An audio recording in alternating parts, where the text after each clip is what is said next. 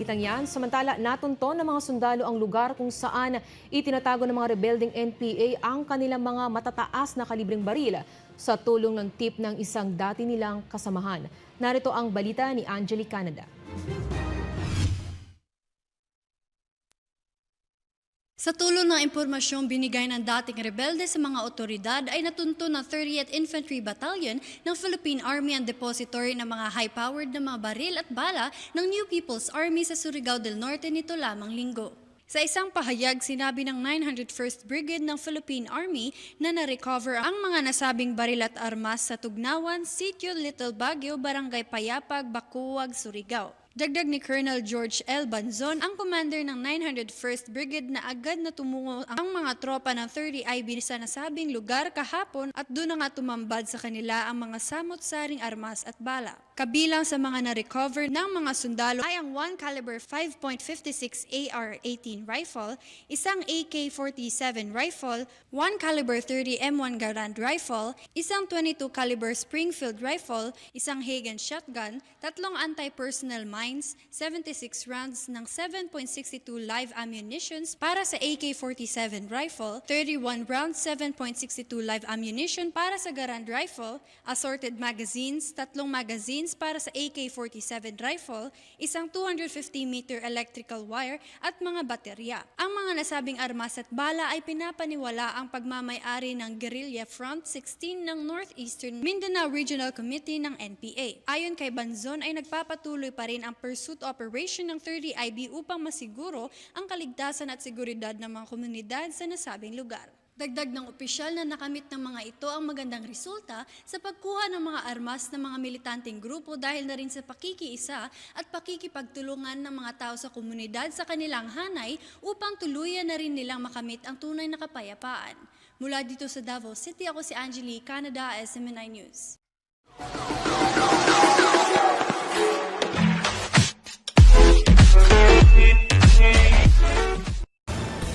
Samantala, Anti-Terrorist Council idineklarang isa ng ganap na terorista ang CPP-NPA dahil sa karahasan na patuloy nilang ginagawa sa bansa.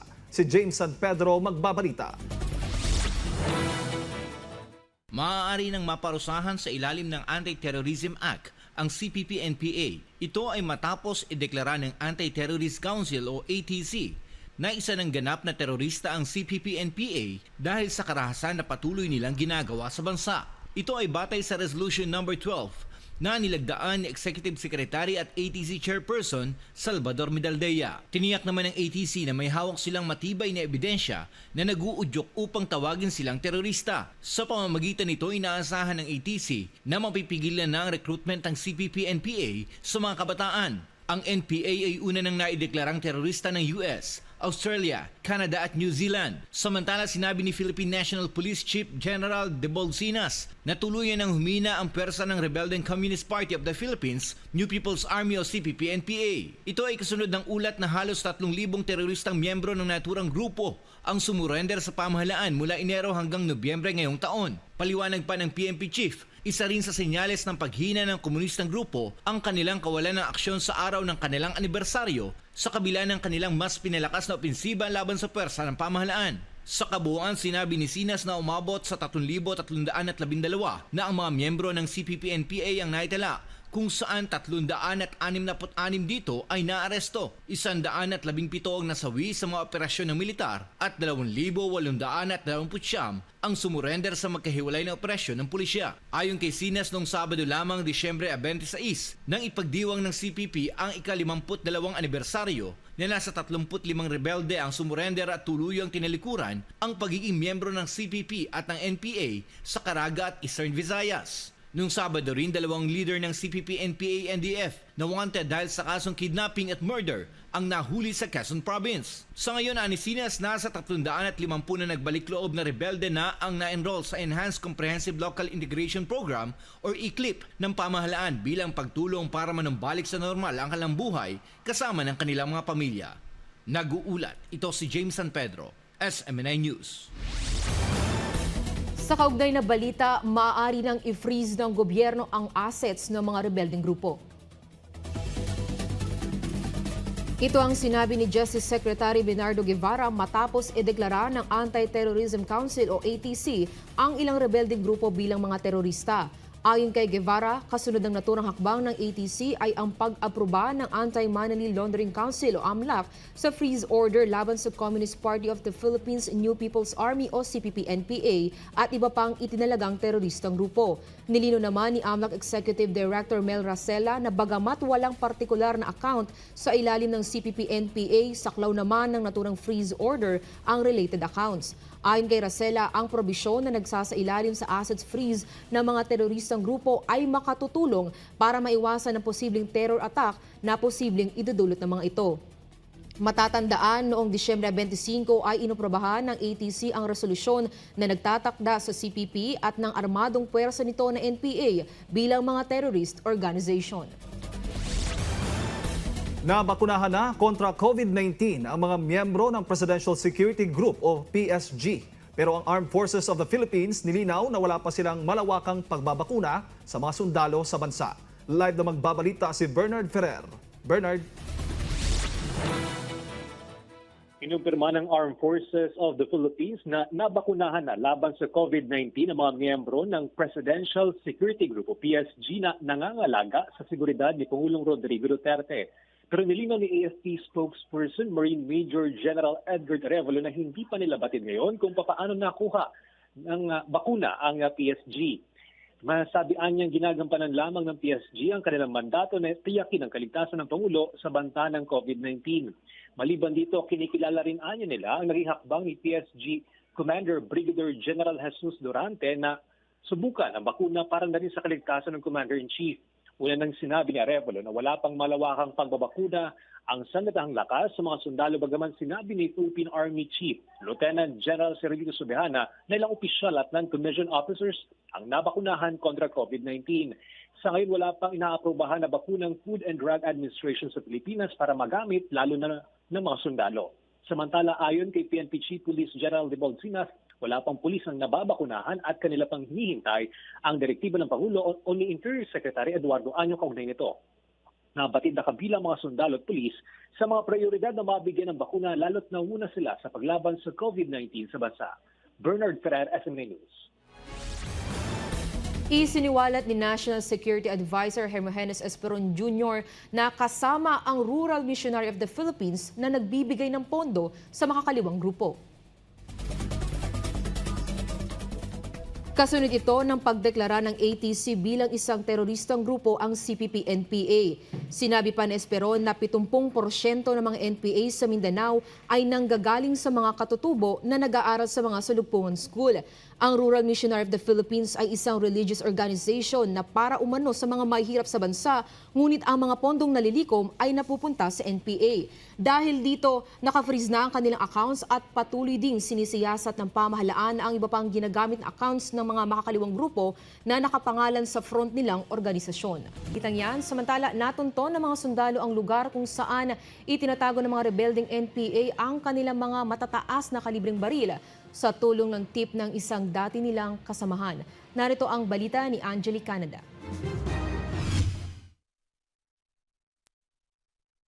Sa tulong ng impormasyong binigay ng dating rebelde sa mga otoridad ay natunto ng 30th Infantry Battalion ng Philippine Army ang depository ng mga high-powered na mga baril at bala ng New People's Army sa Surigao del Norte nito lamang linggo. Sa isang pahayag, sinabi ng 901st Brigade ng Philippine Army na na-recover ang mga nasabing baril at armas sa Tugnawan, Sitio Little Baguio, Barangay Payapag, Bacuag, Surigao. Dagdag ni Colonel George L. Banzon, ang commander ng 901st Brigade na agad na tumungo ang mga tropa ng 30 IB sa nasabing lugar kahapon at doon na nga tumambad sa kanila ang mga samot-saring armas at bala. Kabilang sa mga na-recover ng mga sundalo ay ang 1 caliber 5.56 AR-18 rifle, isang AK-47 rifle, 1 caliber 30 M1 Garand rifle, isang 22 caliber Springfield rifle, isang Hagen shotgun, 3 anti-personnel mine Mines, 76 rounds ng 7.62 live ammunitions para sa AK-47 rifle, 31 rounds 7.62 live ammunition para sa Garand rifle, assorted magazines, 3 magazines para sa AK-47 rifle, isang 250-meter electrical wire at mga baterya. Ang mga nasabing armas at bala ay pinapaniwala ang pagmamay-ari ng Guerrilla Front 16 ng Northeastern Mindanao Regional Committee ng NPA. Ayon kay Banzon ay nagpapatuloy pa rin ang pursuit operation ng 30 IB upang masiguro ang kaligtasan at seguridad ng mga komunidad sa nasabing lugar. Dagdag ng opisyal na nakamit ng mga ito ang magandang resulta sa pagkuha ng mga armas ng mga militanteng grupo dahil na rin sa pakikiisa at pakikipagtulungan ng mga tao sa komunidad sa kanilang hanay upang tuluyan na rin nilang makamit ang tunay na kapayapaan. Mula dito sa Davao City, ako si Angeli, Canada, SMNI News. Napabilang ang ilang personalidad ng SMNI News Manila na kinilala bilang bahagi ng 100 o 100 Heroes of the Year awardee sa larangan ng journalism. Narito ang detalye ng balita mula kay Ina Mortel. Kabilang sa kinilala bilang 100 Heroes of the Year 2020 ang dalawa sa mga personalidad ng SMNI News Manila sa katatapos lang na Gawad Filipino Awards na ginanap sa Quezon City. Kinilala ang usaping bayan anchor na si Mike Abe at SMNI News correspondent na si Paul Montibon bilang Heroes of the Year sa larangan ng journalism. Sa ilalim ng nasabing kategorya, kinilala ang katapangan at kabayanihan ng ating mga kapartner sa paghahatid ng napapanahon at makabuluhang mga balita sa gitna ng kinaharap na pandemya dulot ng COVID-19 at sa kasagsagan ng pananalasa ng mga kalamidad sa bansa. Kinilala din ng award-giving body ang matapang na pagtalakay ng SMNI News Manila sa mga usaping panlipunan. Well, una sa lahat, ako po ay nagpapasalamat sa SMNI dahil sa SMNI, ako po ay nakatanggap nitong award na ito na napakahalaga. At salamat Pastor, salamat Sir, dahil sa ating pong patuloy na ginagawa, pagtulong sa atin pong mga biktima ng COVID-19. Ito po ang dahilan kung bakit tayo awarded. At ako po ay nagpapasalamat dahil talagang araw-araw po tayong nakatutok. Mga partners, ako ay nagpapasalamat din dito sa mga organizer ng Gawad Award, lalo tigit kay Danny Mangahas, dahil sila po ang organizer nito. Nagpapasalamat ako sa kanilang pagrespeto, pagkilala sa SMNI News Channel. Talagang nakikita nila nagtatrabaho para sa ating mga mamayan. Salamat po.